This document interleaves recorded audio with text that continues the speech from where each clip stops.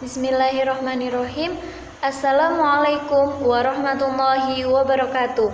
Saya Wahyu Lailatul Baridah, mahasiswa Pascasarjana UIN Maulana Malik Ibrahim Malang, jurusan Magister Pendidikan Guru Madrasah Ibtidaiyah.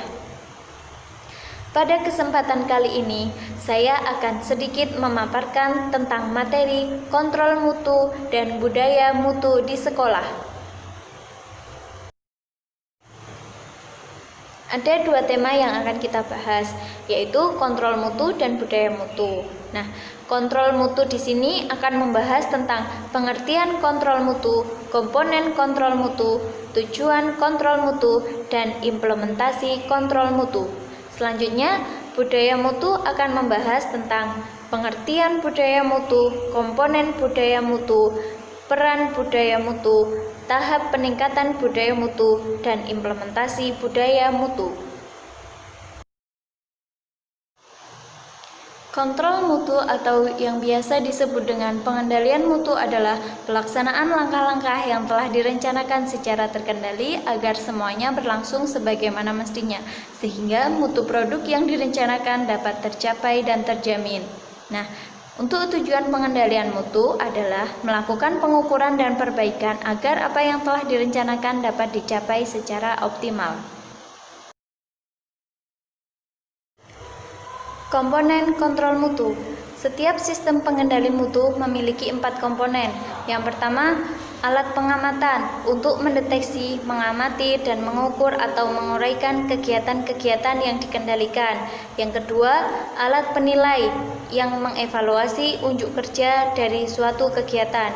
Yang ketiga, alat modifikasi perilaku untuk mengubah unjuk kerja jika diperlukan. Dan yang keempat, alat untuk menyebarluaskan informasi kepada pihak lain.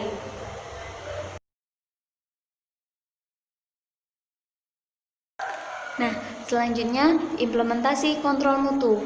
Menurut Raffianto, ada 4 tahapan pengendalian mutu yang biasa disebut dengan PDCA atau Plan, Do, Check, Action. Nah, kita akan membahas satu persatu tahapan-tahapan tersebut. Tahapan pertama yaitu tahap perencanaan atau Do. Yang harus dilakukan adalah menentukan proses mana yang perlu diperbaiki, menentukan perbaikan apa yang harus dilakukan, dan menentukan data atau informasi yang diperlukan. Selanjutnya, tahap kedua yaitu tahap pelaksanaan atau Do.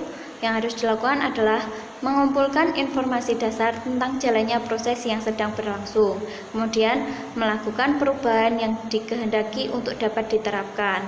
Nah, selanjutnya kembali mengumpulkan data untuk mengetahui apakah perubahan telah membawa perbaikan atau tidak. Nah, selanjutnya masuk pada tahap ketiga, yaitu tahap pemeriksaan atau cek. Pada tahap ini, menafsirkan perubahan dengan menyusun data yang sudah terkumpul dalam sebuah grafik. Grafiknya berupa analisis. Analisis ini berguna untuk merangkum serta menafsirkan data dan informasi untuk mendapatkan kesimpulan. Nah, selanjutnya masuk pada tahap keempat, yaitu tahap perbaikan atau action. Pada tahap ini, yang harus dilakukan adalah memutuskan perubahan mana yang akan diimplementasikan. Selanjutnya, melakukan pelatihan ulang atau pelatihan tambahan.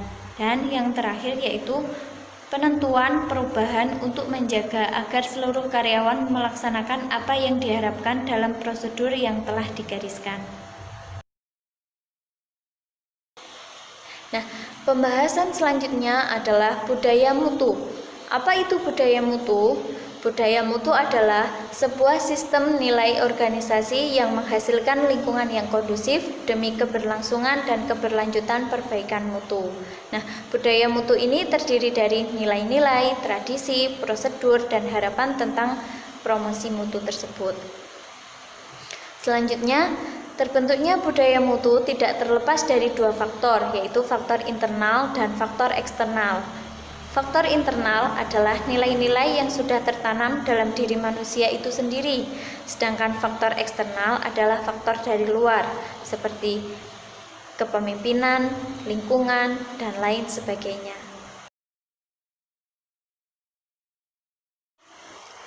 Selanjutnya, dimensi budaya.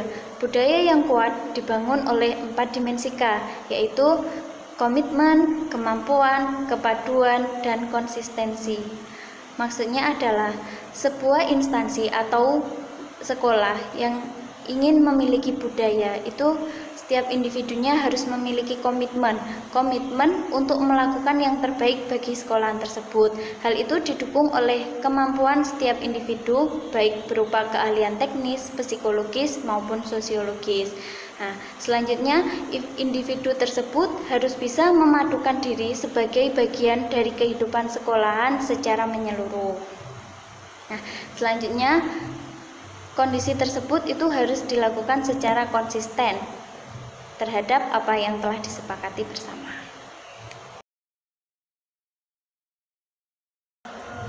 Selanjutnya, sekolah berbudaya mutu. Nah, sekolah yang bagaimana yang disebut dengan sekolah berbudaya mutu? Jadi, sekolah yang disebut dengan sekolah berbudaya mutu itu adalah sekolah yang sudah memenuhi 2 kriteria. Yang pertama, sekolah telah memenuhi kualifikasi 8 SNP. Dan yang kedua, sekolah yang mampu memenuhi tuntutan mutu yang diinginkan oleh pelanggan. Peran budaya sekolah. Ada 2 peran budaya dalam sekolah. Yang pertama, meningkatkan kinerja sekolah, baik kinerja kepala sekolah, guru, staf, maupun siswanya. Dan yang kedua, membangun mutu sekolah. Jadi, sekolah yang memiliki budaya mutu yang kuat itu dapat membangun mutu sekolah tersebut.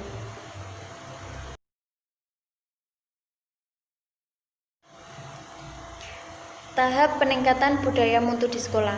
Ada 4 tahapan. Yang pertama, tahap perencanaan. Pada tahap ini, kepala sekolah menyampaikan program mutu sekolah sesuai visi misi dan tujuan sekolah, antara lain peningkatan mutu proses belajar, budaya mutu, dan karakter, serta kegiatan ekstrakurikuler. Selanjutnya, tahap kedua yaitu tahap pengorganisasian. Nah, pada tahap ini, kepala sekolah menyampaikan struktur organisasi. Tahap selanjutnya atau tahap ketiga yaitu tahap kepemimpinan. Nah, pada tahap ini, kepala sekolah mengomunikasikan harapan-harapan yang tinggi terhadap budaya mutu sekolah.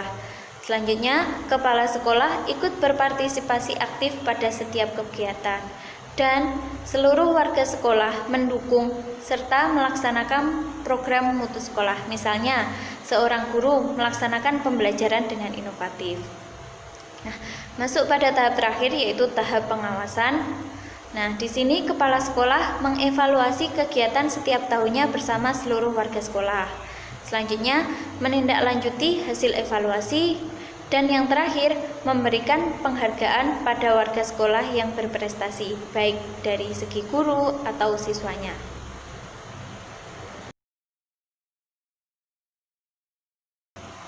Implementasi budaya mutu. Nah, mengacu pada konsep kepemimpinan Ki Hajar Dewantara, yaitu ing ngarsa Suntulodo, ing madya mangun karso tutwuri handayani, yang artinya ing ngarsa Suntulodo adalah seseorang yang mengajari orang lain yang belum punya kompetensi untuk memiliki kompetensi.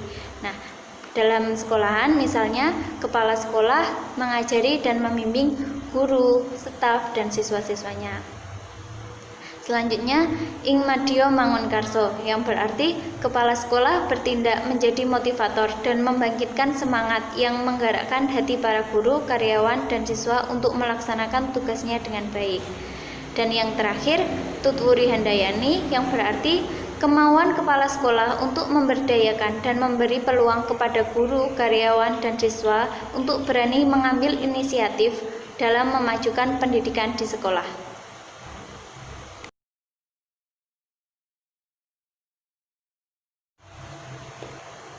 Pengembangan dan penerapan budaya pada peserta didik antara lain, pertama, menerapkan budaya religius. Kedua, pembiasaan budaya jujur dan budaya disiplin. Yang ketiga, pembiasaan budaya bersih dan sehat. Yang keempat, penanaman budaya toleransi. Yang kelima, penanaman sikap cinta tanah air. Yang keenam, penanaman sikap mandiri dan kerja keras. Yang ketujuh, penanaman budaya kreatif. Dan yang kedelapan, pengintegrasian budaya melalui proses kegiatan belajar mengajar.